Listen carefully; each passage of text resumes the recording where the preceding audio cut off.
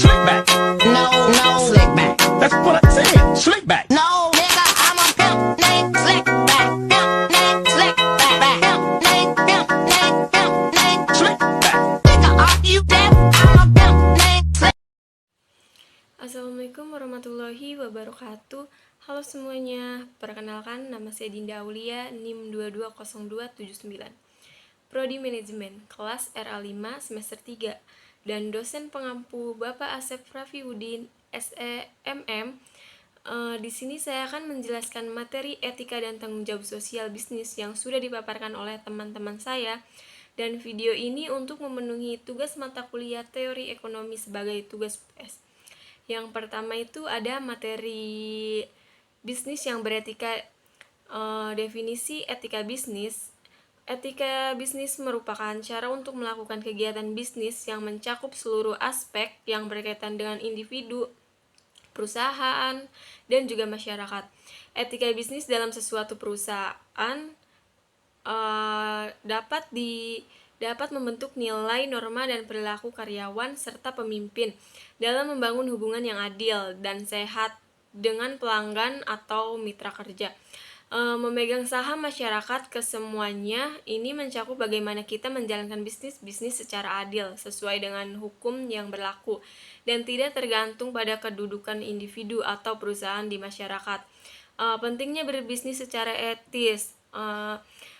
Beberapa alasan mengapa etika bisnis penting, termasuk itu reputasi dan kepercayaan perusahaan, kepuasan pelanggan untuk perusahaan itu, keberlanjutan jangka panjang, hubungan rekan bisnis yang baik, tanggung jawab sosial, kepuasan karyawan, kepatuhan hukum, dan keuntungan jangka panjang. Keuntungan bisnis secara etis itu yang pertama kepercayaan konsumen, yang kedua loyalitas pelanggan, yang ketiga diferensiasi dari pesaing, yang keempat pemikiran jangka panjang, yang kelima inovasi dan kreatif, yang keenam dukungan masyarakat, yang ketujuh dukungan dari investor. Prinsip dalam etika bisnis itu menurut Sonic Keraf menjelaskan bahwa prinsip etika bisnis itu yang pertama ada prinsip otonomi, yang kedua prinsip kejujuran, yang ketiga prinsip keadilan, yang keempat prinsip saling menguntungkan, yang kelima prinsip integritas moral. Dan yang materi kedua itu perusahaan dan pemangku kepentingan. Definisi perusahaan dan pemangku kepentingan adalah seseorang kelompok atau organisasi yang mempunyai kepentingan atau kepentingan dalam pengambilan keputusan dan aktivitas suatu bisnis, organisasi atau proyek. Pemangku kepentingan dapat menjadi anggota organisasi tempat mereka memiliki kepentingan atau mereka tidak dapat memiliki afiliasi resmi. Pemangku kepentingan dapat memiliki pengaruh langsung atau tidak langsung terhadap kegiatan atau proyek suatu organisasi. Dukungan mereka seringkali diperlukan untuk kesuksesan bisnis dan proyek. Jenis pemangku kepentingan paling umum itu ada investor, kreditor, dan pemasok. Dan satu lagi ada masyarakat. Pemangku kepentingan sering dikelompokkan ke dalam dua kelompok utama, yaitu pemangku kepentingan internal dan pemangku kepentingan eksternal. Teori pemangku kepentingan manajerial kapitalisme adalah sebuah paradigma mengenai penguasaan perusahaan-perusahaan kapitalistis oleh manajer. Managerial kapitalis didefinisikan sebagai perubahan pengelolaan atau perusahaan kapitalis dari pemilik ke para manajemen eksekutif. Tentu saja undang-undang korporasi yang ruhnya dilahirkan pada era di mana para pemilik sangat dominan perlu memberikan jaminan bahwa para manajer tersebut bekerja untuk para pemilik. Dan selanjutnya ada materi ketiga itu globalisasi dan etika bisnis. Pengertian dan proses globalisasi. Pengertian globalisasi menurut Lawrence Rothberg, globalisasi adalah sebuah percepatan dan intensifikasi dalam interaksi dan merupakan sebuah perpaduan antara perusahaan, pemerintah, dan orang-orang dari negara yang berbeda. Menurut Selo Semarjan, globalisasi adalah suatu proses terbentuknya sistem komunikasi dan organisasi antar masyarakat di seluruh dunia. Menurut James Petras menjelaskan bahwa proses globalisasi terjadi dalam 3 tahap, yaitu fase pertama globalisasi telah dimulai sejak abad ke-15 sekitar tahun 1000 sampai 1500 sebelum Masehi. Seiring dengan pertumbuhan kapitalisme dan ekspansi ke luar negeri. Fase kedua globalisasi yang dibangun pada era inter-imperial trade atau perdagangan antar kaum penjajah.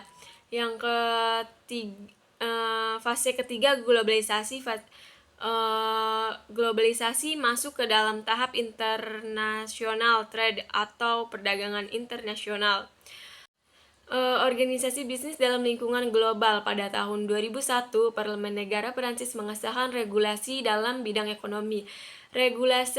Regulasi tersebut berbunyi bahwa perusahaan yang terdaftar dalam bursa saham di Perancis harus memerhatikan kondisi lingkungan dan sosialnya, yang meliputi itu yang pertama sumber daya manusia, indikator pekerjaan, remursa, dan sebagainya. Yang kedua, komunitas, perhatian pada penduduk setempat. Yang ketiga, standar negara kerja, taat pada konvensi PBB atau ILO. Perusahaan yang tidak sesuai dengan standar akuntansi harus mendapat perhatian yang serius dari pemerintah dan induk perusahaan internasional. Pengertian etika dalam berbisnis. Etika bisnis adalah seperangkat aturan moral yang digunakan untuk mengatur dan menjalankan sebuah bisnis. Menurut seorang ahli, Muslich mendefinisikan etika bisnis adalah suatu pedoman mengenai tata cara ideal dalam mengatur dan mengelola bisnis dengan mengacu pada norma dan moralitas yang berlaku. Contoh etika bisnis yang baik dan benar. Yang pertama itu menjelaskan produk secara jujur ke klien. Yang kedua itu jujur ke calon investor soal kondisi perusahaan. Yang ketiga itu tidak membocorkan rahasia perusahaan saat sudah resign. Yang keempat, mengerjakan tugas yang diberikan atasan semaksimal mungkin. Materi yang keempat itu ada etika dan tanggung jawab sosial bisnis. Pengertian teori-teori etika bisnis. Teori etika bisnis secara umum, teori ini memang berbicara tentang bagaimana perilaku berbisnis yang baik dan sesuai dengan norma.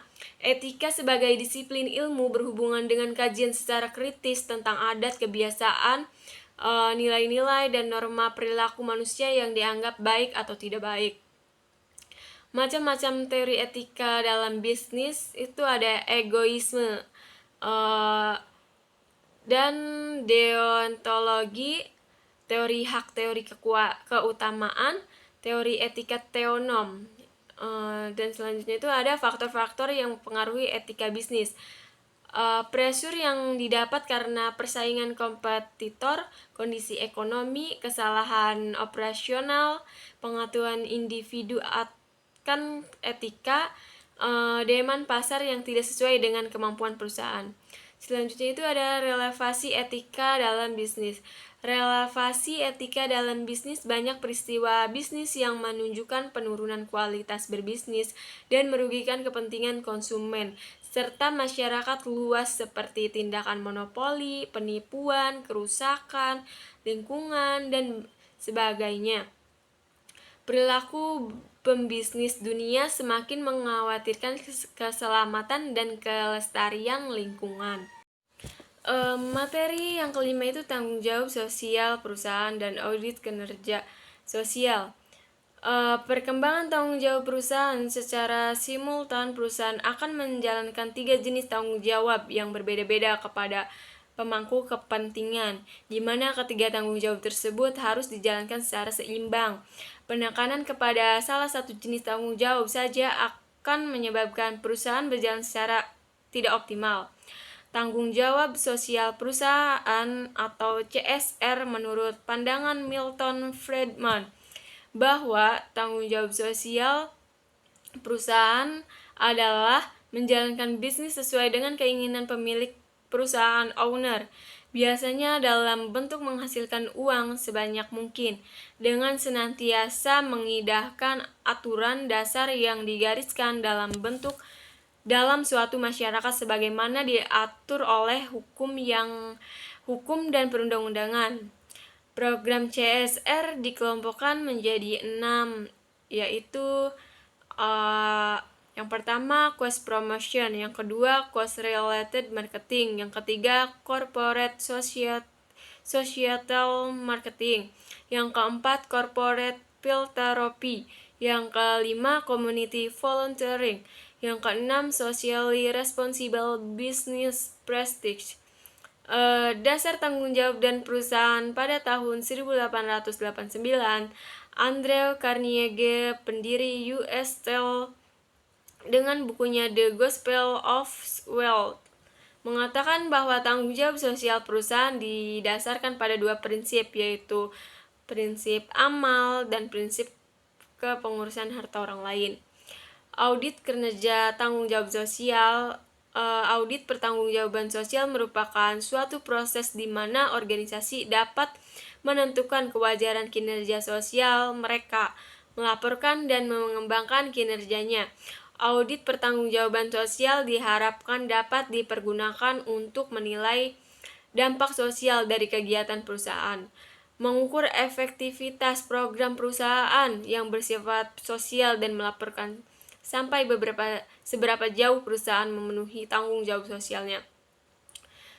Keuntungan audit kinerja sosial itu melibatkan stakeholder dalam organisasi, meningkatkan tanggung jawab kepada stakeholder utama, memberikan garis besar yang berguna untuk aktivitas perusahaan, dan menyediakan kepercayaan pada hasil akuntansi pertanggungjawab sosial. Dan juga ada pengukuran untuk beberapa perluasan mengamati dampak sosial organisasi. Dan yang terakhir menstimulus timbulnya praktek yang jujur dibutuhkan waktu dan usaha dari organisasi. Materi ke-6 itu ada hak dan kewajiban pemilik usaha. Pengertian pemilik usaha adalah orang perseorangan, persekutuan, atau badan hukum yang menjalankan suatu perusahaan milik sendiri. Hak pemilik usaha menurut Undang-Undang Nomor 13 Tahun 2003 tentang Ketenagakerjaan. Yang pertama, perusahaan berhak atas hasil dari pekerjaan karyawan. Yang kedua, perusahaan berhak untuk memerintah atau mengatur karyawan, tenaga kerja dengan tujuan mencapai target. Yang ketiga, perusahaan berhak melakukan pemutusan hubungan kerja terhadap pekerja buruh atau karyawan jika melanggar ketentuan yang telah disepakati sebelumnya. Selanjutnya ada materi kewajiban pemilik usaha. Pengusaha yang mempekerjakan pekerja buruh melebihi waktu kerja wajib membayar upah kerja lembur kecuali adanya persetujuan dari pekerja. Seperti pengusaha wajib memberi waktu istirahat dan cuti kepada pekerja atau buruh.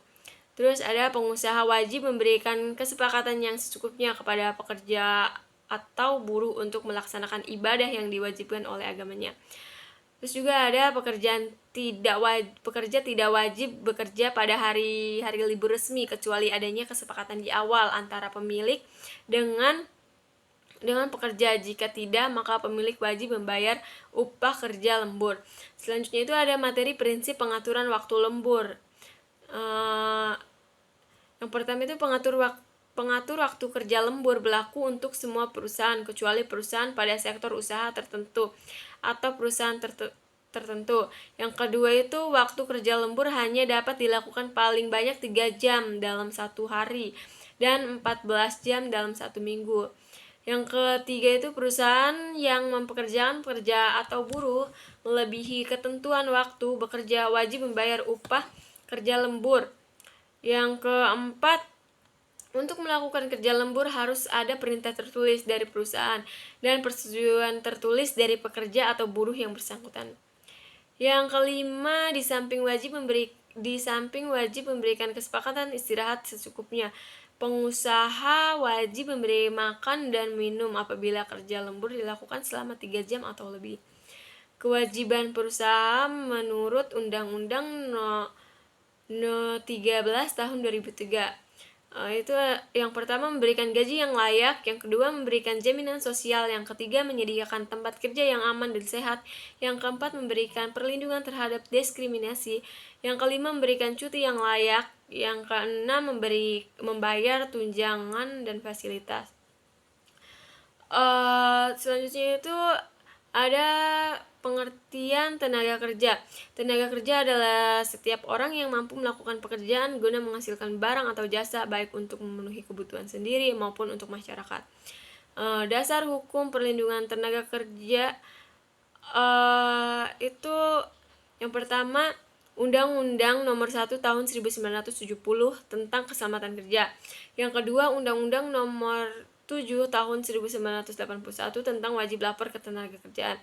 Yang ketiga, Undang-Undang Nomor 3 Tahun 1992 tentang Jaminan Sosial Tenaga Kerja.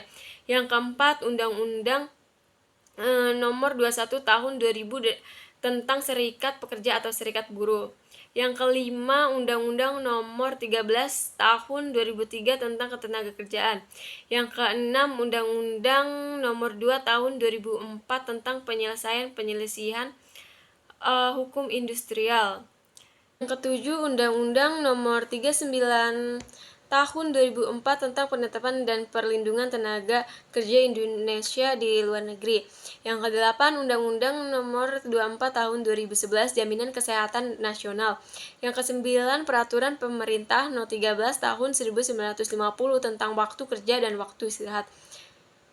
Yang 10 itu Peraturan Pemerintah Nomor 21 Tahun 1994 tentang istirahat tahunan bagi buruh. Cukup sekian dan terima kasih.